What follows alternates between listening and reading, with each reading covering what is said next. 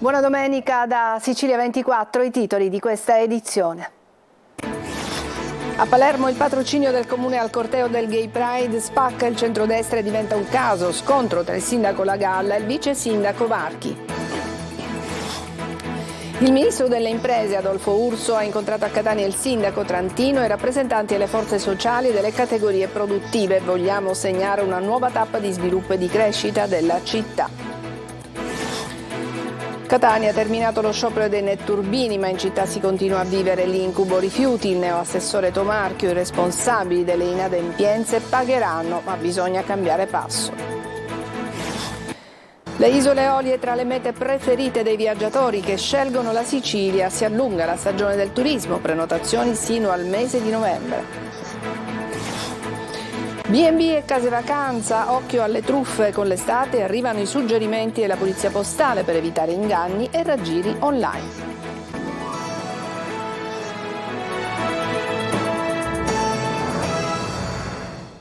Buona domenica, bentrovati a Sicilia 24. La manifestazione del Gay Pride suscita polemiche e spaccature a Palermo. La politica di centrodestra si divide sulla manifestazione andata in scena ieri pomeriggio tra le vie del centro e scoppia una battaglia che ha visto da una parte il vice sindaco Carolina Varchi, parlamentare di Fratelli d'Italia, e dall'altra il capo dell'amministrazione di centrodestra Roberto Lagalla, che ha trovato sostegno in larga parte della propria maggioranza e nell'opposizione. La materia del contendere è il patrocinio che il Comune ha dato all'iniziativa e che secondo Varchi è stato inopportuno.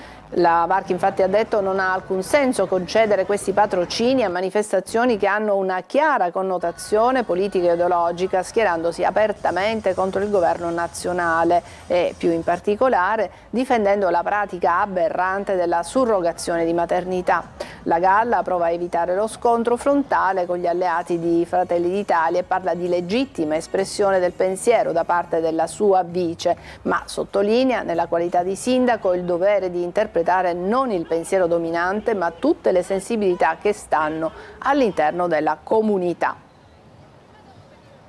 E adesso a Catania, dove il ministro delle imprese del Made in Italy Adolfo Urso ha incontrato il sindaco Enrico Trantino al centro dell'incontro investimenti e sviluppo della zona industriale della città etnea. Simona Mazzone. Ha parlato di sviluppo e crescita anche di fronte all'impennata di Enel ed ST Microelectronics, che assieme a Leonardo e Fincantieri lunedì prossimo parteciperanno a Berlino al vertice trilaterale di politica economica. Il ministro delle imprese e del Made in Italy Adolfo Urso, che a Catania ha incontrato il sindaco Enrico Trantino sul tema dello sviluppo industriale nell'area metropolitana etnea. Il ministro ha anche parlato di progetti per le piccole imprese. Ci siamo confrontati insieme all'amministrazione e rappresentanti del sistema produttivo e sociale della città, dell'area industriale, per segnare una nuova tappa di sviluppo e di crescita in una piena collaborazione tra Comune, Regioni, Governo nazionale, per cogliere le nuove opportunità che vi sono, tanto più importanti per la Sicilia e per questa area che ha sempre rappresentato il polo di crescita dell'isola. Secondo Urso ci sono occasioni da non perdere e Catania può investire soprattutto in farmaceutica, digitale e tecnologia green, che sono le linee di sviluppo dell'Europa.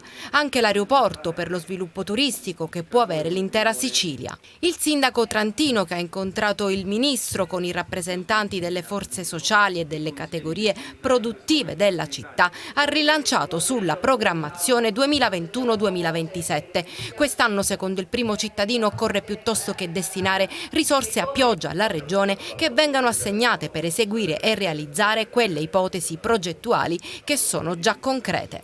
Ho subito raggiunto un'intesa con Confindustria, con ANCE e con altre associazioni del settore affinché loro ci aiutino nella fase della progettazione, e noi a quel punto abbiamo delle rivendicazioni da proporre con la programmazione 21-27 al Ministro Fitto, perché quest'anno piuttosto che destinare risorse a pioggia alla Regione destineranno le risorse necessarie per eseguire e realizzare quelle ipotesi progettuali che sono già concrete. Catania ancora alle prese con il problema della raccolta dei rifiuti. Lo sciopero degli operatori ecologici del consorzio Gema ha lasciato la città con cumuli di spazzatura. Il nuovo assessore Salvo Tomarco spiega che il comune chiederà i danni e parla della creazione delle nuove isole ecologiche come passaggio chiave per risolvere definitivamente il problema della raccolta. Tonino De Mana. Avrà ripercussioni lo sciopero degli operatori del consorzio Gema che, impegnati in una controversa vertenza, hanno deciso di incrociare le braccia, lasciando il centro di Catania sommerso di rifiuti e sotto lo sguardo attonito dei turisti. Prima grana per il sindaco Trantino che, dopo le scuse social, la città è passato al contrattacco, non condividendo lo sciopero e soprattutto le modalità che hanno portato al grave disservizio. Dalle parole è passato subito ai fatti, chiedendo uno sforzo ad Ecocar e Super Eco che coprono i lotti nord e sud di provvedere alla pulizia, sostituendosi alla ditta inadempiente ed intimando alla stessa Gema di adoperarsi per pulire la città. Alta la tensione, come alta è stata l'adesione allo sciopero, quasi l'80%, che sta costringendo le tre ditte ad un lavoro straordinario per rimuovere tonnellate di rifiuti. Dopo una riunione fiume conclusa alle 3 di notte, il servizio di raccolta è ripreso nell'Ottocentro. Nelle immagini i primi mezzi impegnati all'alba in piazza Eroi d'Ungheria ed in viale Mario Rapisardi, dove qualcuno ha pensato anche di incendiare i cumuli di spazzatura. Battesimo del fuoco per il neoassessore comunale all'ecologia Salvo Tomarchio.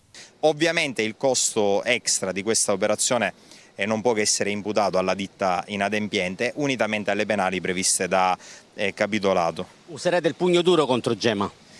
Ma guardi, non è una questione di pugno duro, cioè noi non vogliamo lanciare il segnale che siano arrivati gli sceriffi di Nottingham, perché non è questo l'obiettivo. L'obiettivo è avere una città normale. Risolta l'ennesima grana, si cerca di guardare avanti. Nel breve medio termine è chiaro che qualcosa può essere migliorato. Come? I 4 centri di raccolta in costruzione sono fondamentali. Stiamo facendo i salti mortali anche in dialogo, grazie anche all'intervento del Presidente Schifani con il Ministro Pichetto Fratin, perché siamo in graduatoria per altri 6 centri di raccolta.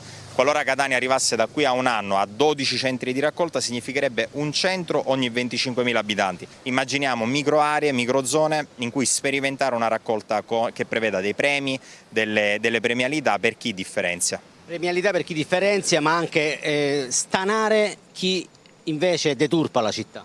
Non c'è dubbio assolutamente che, porto l'esempio di stamattina, con persone che abbandonano un divano in piena via San Giuliano, francamente credo che a poco valgano le parole e le premialità.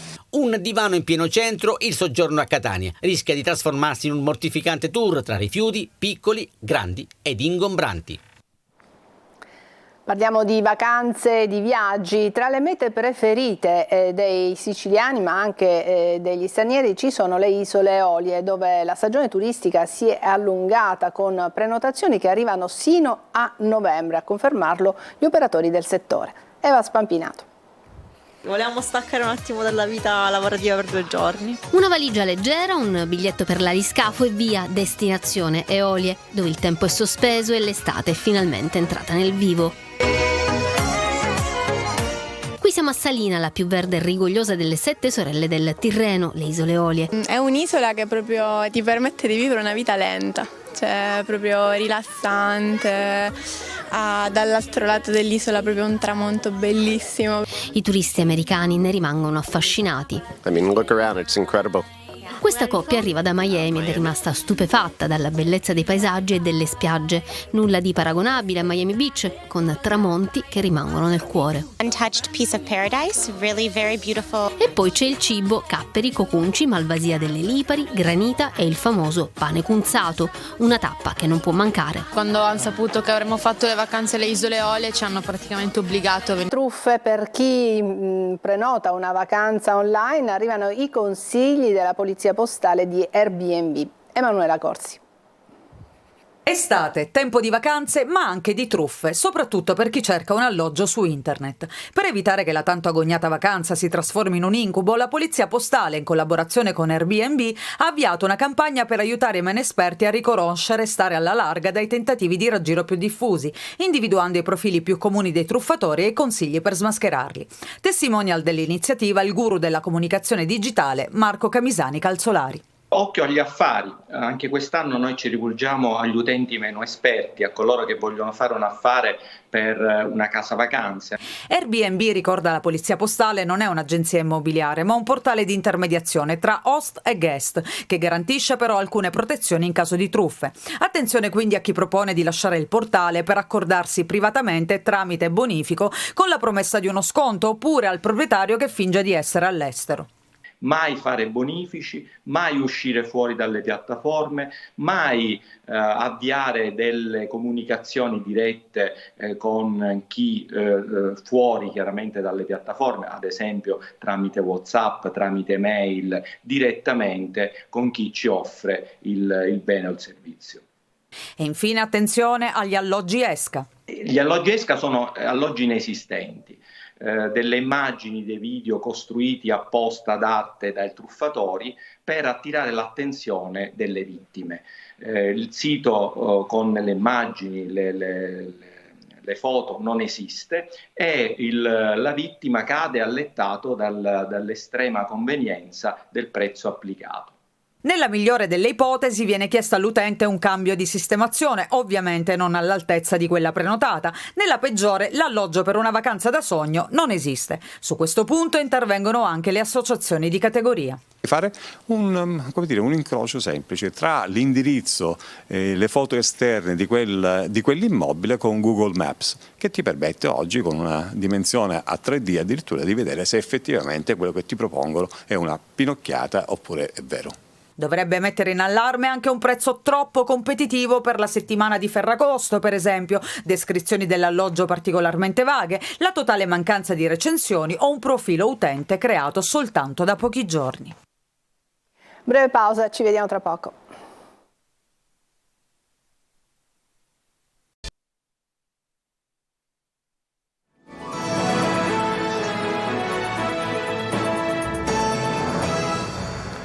Eccoci rientrati in studio, siamo alla politica. Gianfranco Miccichè prende le distanze da Forza Italia e si prepara a lasciare gli azzurri. Le voci sono insistenti e credibili, ma lui smentisce categoricamente e per l'ennesima volta. È solo l'ultimo giallo nella politica siciliana dopo una settimana tormentata da scontri nella maggioranza, oltre che con l'opposizione.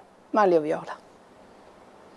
Gianfranco Miccichè lascia Forza Italia. La voce si fa sempre più insistente, ma Radio Palazzo è confusa e lo dà in movimento una volta verso un'area di sinistra, un'altra volta verso Cateno De Luca. È l'ultimo giallo della politica siciliana, visto che alle voci risponde quasi a notte fonda proprio Gianfranco Miccichè con una nota ufficiale. È una fake news, dice, una cosa che non avverrà mai. Forza Italia è la mia casa che io ho fondato, toglietevelo dalla testa che io lasci, scrive l'ex presidente dell'Ars. Le parole sono le stesse di sempre, il percorso politico invece è ancora un mistero. Dopo un paio di mesi di silenzio, Miccichè è tornato a parlare soltanto dopo la morte di Silvio Berlusconi. La riapparizione è stata la denuncia del GPS trovato sull'auto usata proprio da Miccichè. Qualcuno mi segue? Voglio sapere chi e perché, aveva detto senza mezzi termini l'ex coordinatore di Forza Italia, presentando denuncia alla polizia e interrogazioni. Poi la settimana difficile della politica siciliana, con l'Ars che si ferma in piena notte quando il presidente Schifani minaccia le dimissioni se sarà messo ai voti un provvedimento su Taormina Arte, una minaccia smentita dall'assessore Scarpinato di Fratelli d'Italia, che conferma però che si lavora alla ricerca di soluzioni allo scontro fra la fondazione e il controllo concesso alla regione, nonché il sindaco di Taormina Cateno De Luca dall'altro lato, che è anche uno dei leader dell'opposizione all'Ars. In questo clima, a rinvigorire le voci che girano da tempo, era stata la telefonata fra Cateno De Luca durante la diretta Facebook 2 giorni fa e proprio Gianfranco Miccichè, una telefonata nella quale l'ex presidente dell'Ars dava ragione al sindaco di Taormina in guerra aperta con Tao Arte. E allora io, potete sapere tutti i 1500 che considero Cateno una persona intelligente. Io mi considero pure tale, una persona intelligente. In politica, specialmente qua in Sicilia, di persone intelligenti ne vedo veramente poche, e per cui il fatto che sia importante, utile e necessario che tra me e Catena ci sia un rapporto, è un fatto assolutamente utile alla Sicilia, alla nostra parte politica, a tutti voi che ci ascoltate, che ascoltate lui. Poi lui è un pazzo, ma è uno bravissimo, per questo non ci possono essere dubbi. Io tutti quelli che mi chiedono sempre ma De Luca com'è? Dico pazzo come una scimmia, ma bravissimo. Guarda, stai facendo impazzire tutti qua, tutti Nicci che forever, guarda, incredibile. Lo stesso De Luca ricordava poi come la collaborazione con Miccichè non fosse una novità, ma per questa suggestiva ipotesi un De Luca Miccichè appare veramente improbabile. Troppi galli nello stesso pollaio. Ancora una breve pausa, ci vediamo tra poco.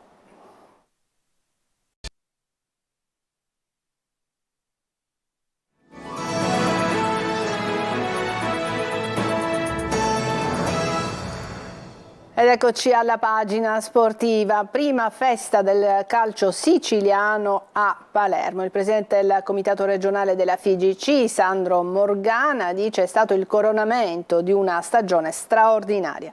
Francesco Triolo. Grazie. La prima festa del calcio siciliano è stato un evento per celebrare tutti i club della Sicilia. La manifestazione, ideata ed organizzata dal Comitato regionale Sicilia della Lega Nazionale Dilettanti, presieduto da Sandro Morgana, ha avuto come palcoscenico la sala rossa della sede federale di Ficarazzi, gremita dalla presenza dei vertici del Comitato regionale Sicilia, oltre che dai presidenti, dirigenti, tecnici e giocatori delle società isolane. A condurre l'evento la giornalista Nadia Lamalfa, affiancata dal comico palermitano Sasà Salvaggio, che ha proposto il meglio dei suoi sketch tra risate, ironia, barzellette e tanto divertimento. Nel corso dello spettacolo sono state premiate tutte le squadre risultate vittoriose dall'eccellenza alla seconda categoria fino ai campionati giovanili, al calcio al 5, al calcio femminile e al campionato regionale e-sports. Inoltre sono stati premiati i ragazzi e lo staff della rappresentativa Under 19 di calcio a 5, campione d'Italia nell'ultimo torneo delle regioni.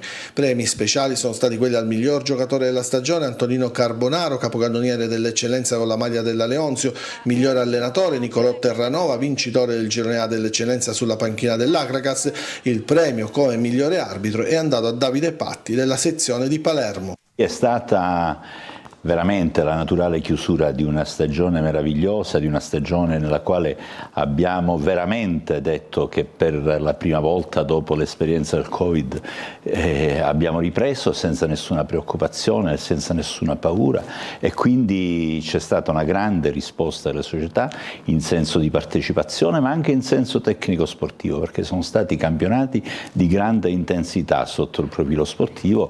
Hanno avuto qualche problema, lo dico sempre, non me lo nascondo, tuttavia prevale il fatto che c'è stata una partecipazione di grande importanza. Ci fermiamo qui, è tutto per questa edizione di Sicilia 24, prossimo appuntamento alle 14, grazie per averci seguito, buona domenica.